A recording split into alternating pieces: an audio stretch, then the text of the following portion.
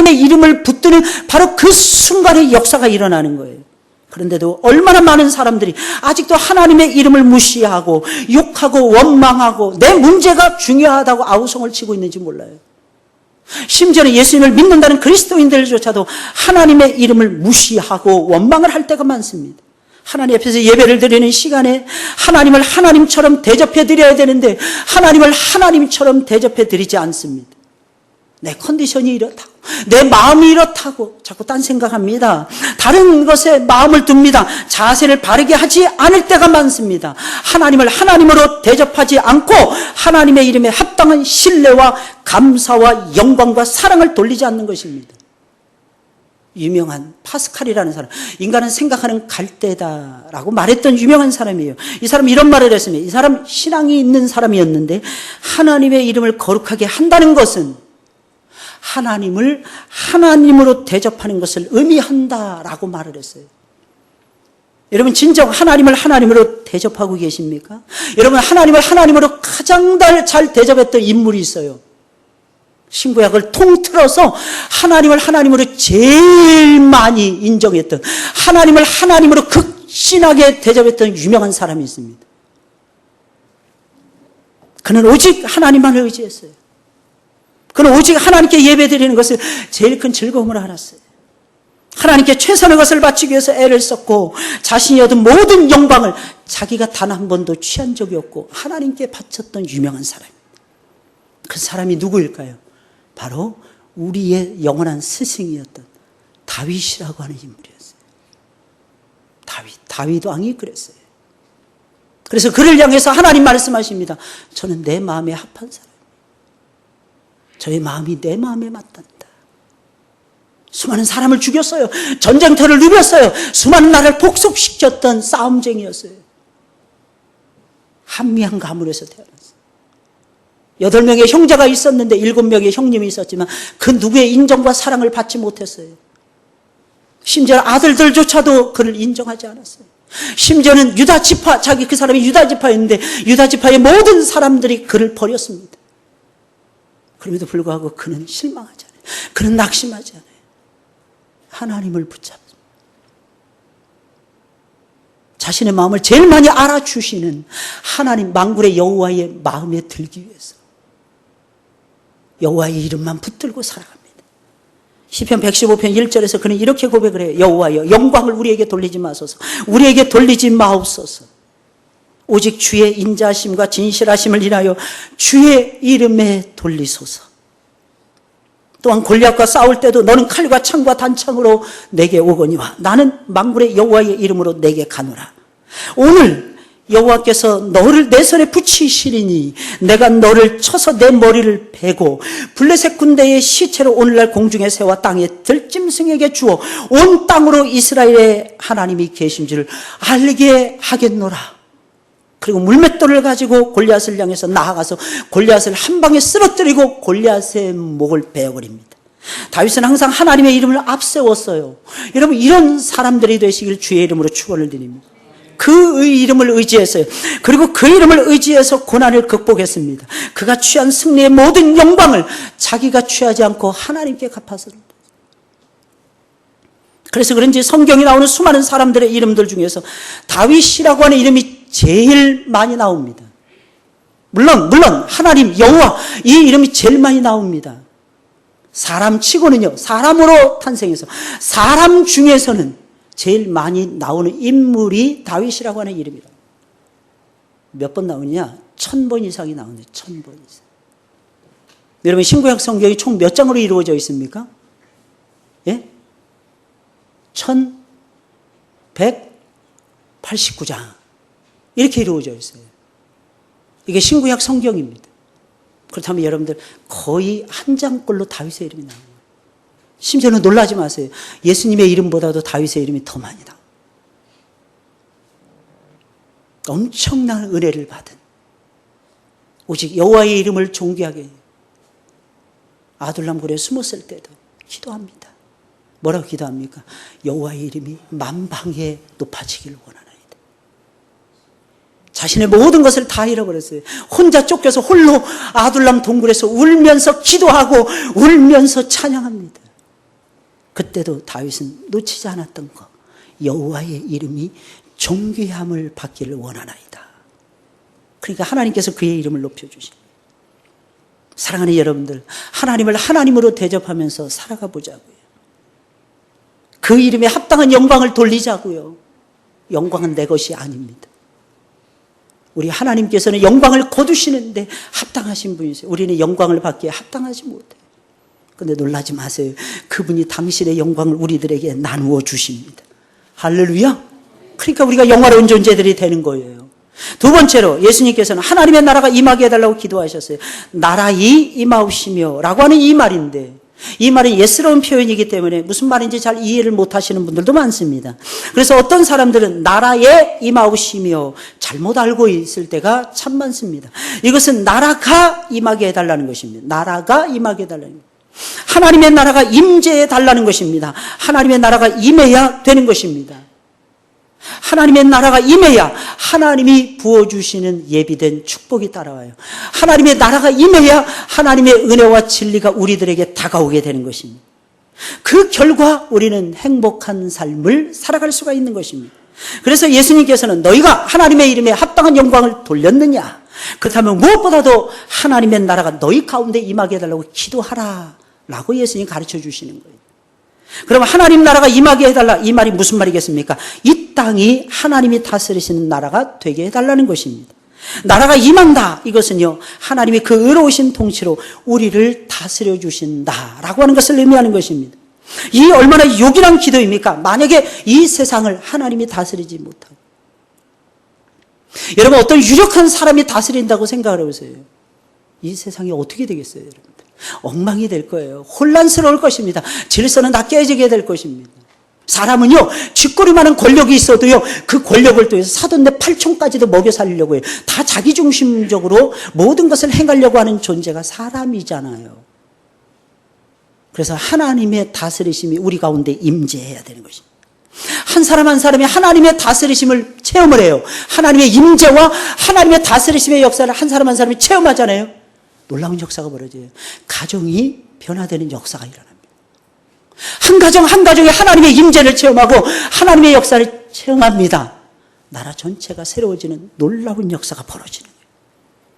한 사람 한 사람이 말씀으로 거듭나서 하나님의 다스리심 속으로 들어가서 그분의 다스리심을 구한다면 이 세상 분명히 하나님의 나라로 바뀌게 될 것입니다.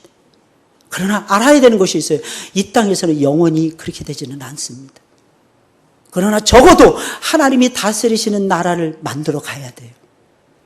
그래야 하나님의 통치하심 속에서 이 세상이 질서를 유지하고, 이 세상이 어느 정도 평등을 유지하고, 이 세상이 어느 정도 사랑스러운 사회가 될 수 있는 것입니다. 그렇지 않으면 안 돼요. 이 세상은 악이 판을 치는 어두운 세상에 어둠의 세력이 꽉 잡고 있어요. 우리는 모릅니다. 어떤 때는 저 사람 미워. 아직 그 사람은 영적인 세계를 잘 몰라서 그러는 거예요. 저 사람 괜찮은 사람, 그저 사람에게만 집중하는 사람들이 많습니다. 예, 사람을 인정하는 거 중요합니다. 그러나 그 전에 하나님의 역사를 아셔야 되고, 보이는 세계가 전부가 아니라 보이지 않는 세계에서 보이는 세계가 움직여지고 나타나고 역사되고 있다는 사실을 기억하셔야 돼요. 왜 어떤 사람이 미운 짓을 하느냐? 그 뒤에는 마귀가 있기 때문입니다. 그 뒤에는 그 사람의 욕심이 있기 때문입니다. 그 뒤에는 그 사람의 마음속에 세상의 더러운 욕망이 가득 채워져 있기 때문에 그런 것입니다. 특히 마귀가 그냥 내버려 두질 않아요. 왜? 마귀는 이미 지옥행이 예비되어 있는 존재예요. 그러니까 하나라도 더 끌고 지옥으로 가려고 합니다. 그 자꾸 유혹하는 거예요. 이 사실 여러분들이 기억하셨으면 좋겠어요. 악한 마귀가 사람들로 하여금 범죄하게 만드는 거예요. 그리고 사람들이 보기에 좋아 보이는 것을 마귀가 던져줍니다. 그리고 그것이 행복이라고 믿도록 부추기는 것입니다. 사람들은 거기에서 그대로 넘어가요. 아니라고 하면서도 마귀가 좋아하는 미신을 따라갑니다. 내가 점을 봤는데 야, 좀 기가 막혀. 적어도 말이야, 속궁합은 봐야 돼. 그래야 저 부부가 해로해. 그렇게 됩니까? 하나님이 중간에 서셔서 하나님이 도와주셔야 되죠. 여러분 여러분 생각해 보세요. 한 사람이 한 남자에게 한 여자가 한 남자에게 어떻게 만족합니까? 한 남자가 어떻게 한 여자에게 만족합니까? 그것도 수십 년 동안. 어떤 분들은 보니까 결혼하고 80년 넘게 그렇게 사시더라고요. 두 부부가 돌아가시지도 않고 97세인가 98세 두 분가 비슷한데 10대의 두 분이 만난 거예요. 옛날에 그렇게 많이 만나셨잖아요. 와, 80년 넘게 그렇게 사시더라고요. 근데 그렇게 이쁘다고 아침에는 뽀뽀해 하시더라고요. 사랑에 일어나세요. 이러시는. 그것도 아내가 먼저 하는 게 신랑이, 무뚝뚝한 신랑이 사랑에 일어나세요. 손잡아주고. 그 행복에서 그 할머니는 여자로서 매일 아침마다 태어나시는 거예요. 그래서 여러분 생각해보세요. 얼마나 행복하겠어요. 근데 여러분 그런 행복은 하나님이 주셔야 됩니다. 아시죠? 하나님이 주셔야 한다는 거. 할렐루야? 하나님이 주셔야 돼요. 왜? 마귀의 역사를 막을 수 있는 분은 하나님밖에 안 계세요. 우리의 속이 뒤틀리는 거 바로 잡아줄 수 있는, 우리 마음을 사람이 어떻게 바꿉니까? 하나님 바꿔주세요. 어려운 환경 극복하는 거 하나님이 바꿔주세요. 어떤 사람 아픕니다. 아프면 좋아요. 뭐가 좋은지 아십니까? 하나님을 의지하게 됩니다. 건강하면요, 하나님을 의지하지 않을 때가 더 많아요. 내가 건강하니까. 또 젊잖아요. 그러면 항상 하는 말, 좀 질병에서 나았어. 항상 하는 말 이거예요. 젊으니까 나았다는 거예요. 그럼 애들 죽는 거 어떻게 되는 거예요, 도대체? 애기들이 태어나자마자 세 돌도 못 넘기고 죽는 아이들이 그렇게 많다는데. 걔네들은 얼마나 젊습니까? 얼마나 힘이 넘칩니까? 우유 쭉쭉 빨아대고, 그죠? 그런 애들이잖아요. 왜 죽습니까? 여러분 기억하셔야 돼요. 나이에 상관없이 하나님이 붙잡아 주시면 사는 거고, 하나님이 안 붙잡아 주시면 천국 가는 것입니다. 우리 성도들의 삶은. 그러나 여러분, 천국 빨리 가면 어떻고 늦게 가면 어떻고 뭐가 문제가 됩니까? 많은 사람들이 이야기를 합니다. 안 됐어. 죽은 사람만 불쌍하지. 저는요, 그 죽은 사람이 부러워 죽겠더라고. 왜? 이 세상에 살기가 보통 힘든 게 아니에요. 여러분 쉽습니까? 저는 너무 힘들더라고요. 제가 이런 설교하면 우리 아이들이 싫어해서, 우리 아이들 있는 데서 제가 설교 안 하는데, 저 딱 은퇴하고 하나님이 훅 해서 갔으면 좋겠어. 왜? 우리에겐 천국이 예비되어 있잖아요. 천국이. 할렐루야? 맨날 보이는 것만 계산하고 사시렵니까? 그 보이는 거 잔뜩 쌓아두면 뭐 하겠습니까? 시간 되면 없어져요. 있어도 아무런 기능을 발휘 못합니다. 돈 많아 보세요. 입맛부터 떨어진답니다. 할렐루야? 다행이잖아요, 진짜. 그래서 돈 있는 사람 입맛이 없어야 가난한 자에게 나눠줄 거 아니겠습니까? 우리 성공 꼭지점 쳐보세요. 얼마나 외로운지 몰라요. 근데 그 외로움을 극복할 수 있는 방법, 그 부유함을 극복할 수 있는 방법은 딱 하나. 예수님이 내 구주가 되어서 그분의 뜻대로 먹고 마시며 사는 겁니다. 우상숭배, 무지, 구습에 빠져 있을 때가 많아요. 옛날엔 안 그랬는데. 옛날로 뜯어먹고 언제까지 살 거예요, 도대체? 신앙은요, 새로워지는 거예요. 신앙은 개혁하는 것입니다. 나를 바꾸는 거예요. 그래서 우리 장로교의 뿌리가 개혁주의입니다. 개혁주의가 뭐예요? 성경 제일주의예요. 성경에 맞지 않는 부분이 나오면 바꾸는 거예요. 하나님의 뜻이 아니라고 생각하고 하나님 나라의 걸림돌이 된다고 생각하면 바꿔버리는 거예요. 치워버리는 것입니다. 여러분, 이게 성경 제일주의의 사상이에요. 저는 여러분들이 그렇게 살아갔으면 좋겠습니다. 어떤 때는 그러면서 은밀한 죄를 보며, 그러면서 죄의 즐거움을 만끽하고 살아가고 있어요. 자신들이 즐기는 은밀한 즐거움이 죄라는 사실조차도 모르는 상태에서 그렇게 살아가고 있어요. 불행입니다. 엄청나게 큰 불행이에요. 여러분들이 진정 영적인 부유함을 누리면서 하나님을 알아가시는 영혼의 진정한 기쁨 속에서 하나님 나라의 임재를 체험하면서 그렇게 살아가시기를 주님의 이름으로 축원을 드립니다. 뭐 어렵다고 해서 힘들다고 하고 말이에요. 아프다고 해서 못 살겠다고 하고 말입니다. 누군가가 나를 괴롭힌다고 해서 더 이상 못 살겠다. 안 괴롭히는 사람이 어디 있어요, 여러분? 이 세상에서. 내가 괴롭히는 거는 당연하고 남이 조금만 괴롭히면 못 참고 말이에요. 이게 우리 인생이잖아요. 그러나 우리는 진정으로 알아야 되는, 그것보다 뛰어넘는 초월적인 기쁨이 있어요. 그 영적인 기쁨. 할렐루야. 어떤 때는 막 피곤한데도 여러분 이런 때 있죠. 말씀이 귀에 속속속속 막 들어올 때 있어요. 어떤 때는 이상하게 잠도 잘 잤는데 그죠? 계속 눈꺼풀이 무겁게 이게 누가 그러더라고. 눈꺼풀을 이길 수 있는 장사는 이 세상에 아무도 없다고. 그래서 이게 눈꺼풀을 못 이기겠다니. 신기하지 않습니까? 그게 뭡니까? 영적인 상태에 따라서 달라지는 거예요. 영적으로 깨어 있으면요. 밤을요. 며칠 밤을 새도요. 두 눈 똑바로 뜹니다. 두 눈 똑바로 떠요. 아, 하나님의 법에 기이한 것을 나로 하여금 보게 하옵소서. 주여, 내 눈을 열어서 하나님의 법에 기이한 것을 보게 하소서. 그러면서 깨어 있습니다. 왜? 말씀의 빛을 아니까. 그 빛 가운데 살아야 세상이 보인다는 걸 아니까. 뭘 해야 되는지 아니까. 사명이 뭔지 아니까. 기도해야 된다는 것이 무엇인지 아니까. 내일부터 또 특별 새벽 기도 5일 동안 진행됩니다. 그 맛을 아는 사람들은 기도합니다. 우리는 기도로 먹고 사는 사람들이에요. 할렐루야! 기도가 있어야 돼요, 기도가. 기도하면은요, 사망에서도 생명으로 옮겨집니다. 기도하잖아요. 어려움이 극복이 됩니다. 그건 아무것도 아니에요. 병든 자들이 씻음을 받습니다. 나음을 입습니다. 내 죄사함을 받았느니라. 내 자리를 들고 걸어가라. 하나님께서 그렇게 말씀하시잖아요. 언제? 기도할 때. 언제? 구할 때. 언제? 말씀 붙들고 씨름할 때. 그래서 하나님의 나라가 우리 가운데 임해야 되는 것입니다. 만약 그렇지 않으면 악을 악으로 보지 못해요. 죄와 싸워서 이길 수 없습니다. 그러면 우리는 이 땅에서 악의 통치가 물러가고 하나님의 의로우신 통치하심이 임하게 해달라고 끊임없이 구하셔야 되는 거예요. 언젠가는 악의 심판을 받고 없어질 것입니다. 왜? 하나님은 공의로우신 하나님이시기 때문에 심판하시니까요. 그러나 그것을 앞당기는 게 중요해요. 때가 되면 역사하시 앞당기는 게 어떻게 앞당기는가? 우리가 기도하면 나라가 하나님의 나라가 임하게 해달라고 기도하면 그게 앞당겨지는 것입니다. 제일 먼저 하나님의 나라가 임하여야 될 곳 여러분 어디입니까? 우리의 마음인 것입니다. 우리는 거듭났음에도 불구하고 우리 마음은 정욕적이에요. 우리 마음은 세상적이에요. 우리 마음은 이기적입니다. 육신적인 것을 열심히 탐할 때가 많습니다. 그러므로 우리는 기도해야 되는 거예요. 끊임없이 하나님이 오셔서 나를 다스려 주소서. 기도하셔야 되는 거예요. 그럼 하나님의 다스림을 받는 최고의 비결이 무엇입니까? 악은 첫째, 모양이라도 버리셔야 돼요. 둘째, 하나님의 말씀에 내 삶과 내 인격과 신앙과 모든 것을 다 맡겨야 됩니다. 그리고 세 번째, 하나님의 말씀을 열심히 선포하고 드러내셔야 됩니다.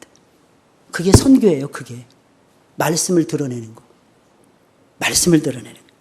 사람들이 나를 보면서 예수님을 발견하고 예수님을 믿도록 해야 됩니다. 그러면 하나님의 통치하심 속으로 들어가게 될 것입니다. 마지막 세 번째로 주님께서는 하나님의 뜻이 하늘에서 이루어진 것처럼 이 땅에서도 이루어지게 해달라고 기도하셨어요. 하나님의 인격을 가지고 계시죠. 뜻을 갖고 계십니다. 정하신 뜻을 반드시 이루어 가십니다. 이미 하나님의 나라에서는 하나님의 뜻이 완성이 되어졌어요. 하나님 나라 어떤 나라입니까? 완벽한 나라예요. 눈물이 없어요. 고통이 없어요. 슬픔이 없어요. 아픔이 없어요. 그 나라는 밤도 없어요. 늘 빛의 나라이고 가장 사랑스러운 나라이고 가장 아름답고 존귀한 나라예요. 무엇보다 그 나라는 하나님의 뜻대로 움직여지는 나라예요. 하나님의 명령이 딱 떨어지면 천군 천사들이 대기하고 있다가 그 명령을 따라서 움직입니다. 그러므로 우리는 이 땅에서 하나님의 나라가 이루어지도록 하나님의 또한 뜻이 이루어지도록 기도하셔야 되는 것입니다. 이 세상을 향하신 하나님의 뜻은 이미 정해져 있어요. 이제 남은 것은 그분의 뜻이 이 땅에서 이루어지는 것입니다. 그런데 세상 사람들은 자기들의 뜻이 있기에 하나님의 뜻을 거절할 때가 많아요. 인생은 여러분들 잘 들으셔야 돼요. 집을 짓는 거하고 똑같습니다. 집을 짓는데 고집대로 짓는 사람들이 있어요. 집을 설계한 설계사의 계획을 무시해버립니다. 자기들이 짓고 싶은 대로 마구잡이로 집을 짓는 것입니다. 그렇게 지으면 부분은 멋진 구석이 있을지 몰라요. 근데 다 짓고 나면 문제가 발생됩니다. 구조가 엉망이에요. 기울게 지은 것도 아닌데 기울어집니다. 천장에 구멍도 납니다. 물도 샙니다. 도저히 사람이 살 수 없는 집이 되어버립니다. 여러분 세상 사람들의 모습이 이래요. 이렇다는 것입니다. 하나님의 설계도는 무엇입니까? 나를 향하신 하나님의 뜻입니다. 하나님의 뜻을 찾으세요, 여러분들. 그리고 그 뜻대로 살아가셔야 됩니다. 여러분들의 감정, 여러분들의 여건, 맞는 것만 하나님의 뜻이라고 받아들이지 마시고 맞지 않는 것도 하나님의 뜻일 수 있다는 것을 명심하셔야 됩니다. 그리고 하나님의 뜻을 찾으신다 하면 기쁨으로 순종하셔야 되는 거예요. 여러분, 우리는 하나님이 이 세상을 버리시지 않도록 기도하셔야 됩니다. 나를 포함한 모든 사람들이 자기들이 하고 싶은 대로 하지 않도록 기도하셔야 됩니다. 하나님의 선하신 뜻을 찾고 그 뜻대로 움직이도록 기도해 주어야 됩니다. 한순간이라도 사람의 뜻에 모든 것을 맡기잖아요. 결국은 멸망인 것입니다. 결국은 망하게 되는 것입니다. 여러분, 거듭난 후에도 신앙이 성장하지 못하는 이유가 무엇입니까? 심지어는 열심히 말씀을 들어요. 또 어떤 기도도 열심히 합니다. 봉사도 하는데, 일도 하는데, 헌신도 하는데, 믿음이 항상 제자리 걸음을 하는 이유가 무엇입니까? 하나님의 뜻을 구하지 않고 하나님의 뜻대로 순종하지 않아서 그런 거예요. 이게 최고예요. 살아도 주를 위해서 살고, 죽어도 주를 위해서 죽어가셔야 돼요. 바울이 진짜 원하는 것은 성도들을 떠나서 하나님 품에 가는 거였어요. 근데 바울은 이야기합니다. 내가 너희 가운데 남아있는 것이 너희에게 유익이니라. 그래서 나는 가든지 남든지 오직 하나님의 뜻에 순종하길 바란다. 여러분들 그렇게 살아가시길 예수님의 이름으로 축원을 드립니다. 새로운 삶을 살기를 우리가 원하잖아요. 여러분 그렇잖아요. 그죠? 그러면 새로운 양식을 먹어야 됩니다. 새로운 양식이 무엇입니까? 여러분 이 시대의 새로운 양식, 하나님의 뜻대로 행하는 거예요. 그 양식을 먹으면 빠른 속도로 성장하는 내 모습을 발견하고 깜짝 놀랄 것입니다. 주님은 이렇게 말씀하셨어요. 요한복음 4장 34절에서 나의 양식은, 새로운 이정표를 세워주시는 거예요. 나의 양식은 나를 보내신 이의 뜻을 행하며 그의 일을 온전히 이루는 이것이니라. 우리는 하나님의 말씀을 통해서 하나님의 뜻을 발견해요. 우리는 우리에게 하나님이 주신 마음과 논리적인 사고력을 통해서 하나님의 뜻을 발견합니다. 그리고 변화무쌍한 환경을 통해서 하나님의 뜻을 발견합니다. 발견했으면 여러분 기억하셔야 돼요. 조용히 묵묵히 따라가셔야 되는 것입니다. 예수님께서는 분명히 말씀하셨어요. 우리에게 필요한 것을 구하기 전에 먼저 하나님의 이름과 하나님의 나라와 뜻을 구하라. 하나님의 이름과 하나님의 나라와 하나님의 뜻을 구하라. 여러분 아십니까? 이것이 여러분들이 지금 현재 먹고 사는 문제보다도 비교할 수 없이 소중하고 여러분들의 생애를 진정 기름지게 만드는 지름길이라는 사실을 기억하십니까? 사람들은 이걸 모른 채 살아가고 있어요. 그래서 먹고 사는 게 먼저라고 생각해요. 내 일, 내 가족, 이게 먼저라고 생각해요. 아닙니다. 우리는 하나님의 이름, 하나님의 나라, 하나님의 뜻, 그것이 우리의 양식이에요. 그걸 먹을 때에 영이 살아나요. 그걸 먹을 때에 용기가 생겨요. 그걸 먹을 때에 담대해집니다. 그걸 먹을 때에 세상을 보는 해안이 생깁니다. 그걸 먹을 때에 자녀를 왕성하게 키워낼 수가 있는 거예요.